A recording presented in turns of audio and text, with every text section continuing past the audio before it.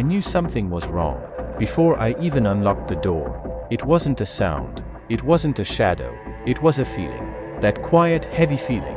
Like you've just walked into a room where someone was there a second ago, and they're still close enough to hear you breathe. But I ignored it, because the place looked perfect. A small, modern apartment tucked into a quiet street. Clean walls, soft lighting, minimalist furniture. Exactly what the listing promised, maybe even better.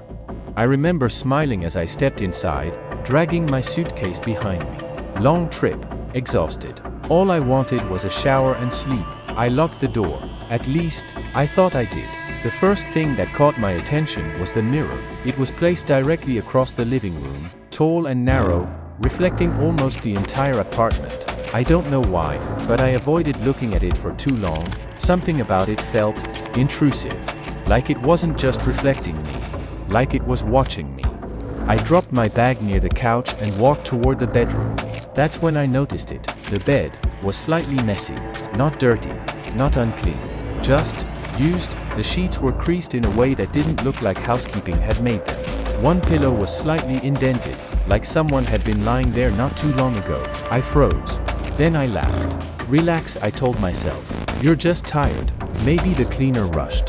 Maybe the last guest checked out late. There was always a logical explanation.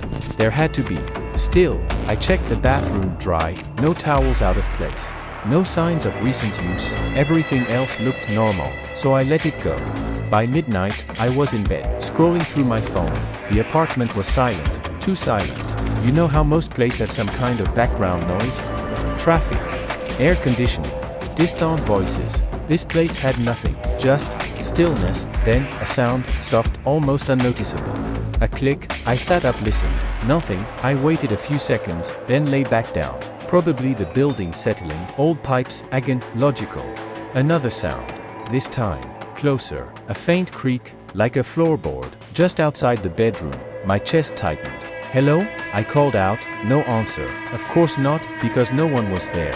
Right? I got out of bed and slowly walked toward the bedroom door. Each step felt heavier than the last. I opened it. The living room was exactly as I left it. Apparent, still. But something had changed the mirrors, I swear. It looked different. Not physically, but the reflection felt off. I couldn't explain it. So I did what anyone would do. I turned on all the lights. Everything looked normal again. Of course it did. Because that's how these things work. They never show themselves when you're ready, only when you're not.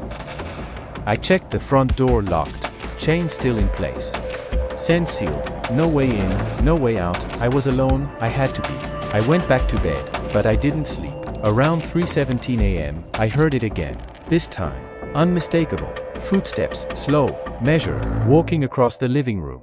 Not loud, but deliberate, like someone who knew exactly where they were going. I stopped breathing. Every instinct in my body screamed the same thing. Don't move, don't make a sound. The footsteps stopped, right outside my bedroom door. Then, silence. A long, suffocating silence. And then, a soft knock, 3 times, slow, intentional. I couldn't speak, I couldn't move. I just stared at the door waiting, hoping it would stop. Another knock louder, more impatient. My phone was in my hand. I don't even remember picking it up. I dialed the host, no answer. Again, nothing. The door handle moved, just slightly. A soft, metallic click. My heart felt like it was going to tear out of my chest. And then, a voice, right outside the door, low, calm, almost gentle. You forgot to lock it properly. I felt my blood run cold, because I had locked it. I was sure of it. The handle stopped moving. The footsteps returned, slowly, fading back into the living room. I don't know how long I stayed frozen. Minutes? Hours? It felt like forever. Eventually, I forced myself to move. I got up, walked to the door, and opened it. The living room was empty, but the front door was open, just a few inches. Cold air drifted inside. I stared at it, trying to process what I was seeing, because there was only one explanation.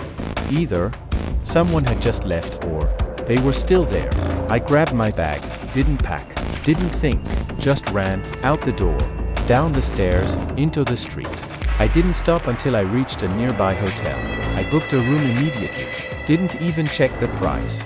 The next morning, I contacted Airbnb support, Told them everything, every detail, every sound, every word. They investigated, contacted the host, checked the property. 2 days later, I got a response. According to the host, no one else had access to the apartment, no spare keys, no previous guest overlap, nothing.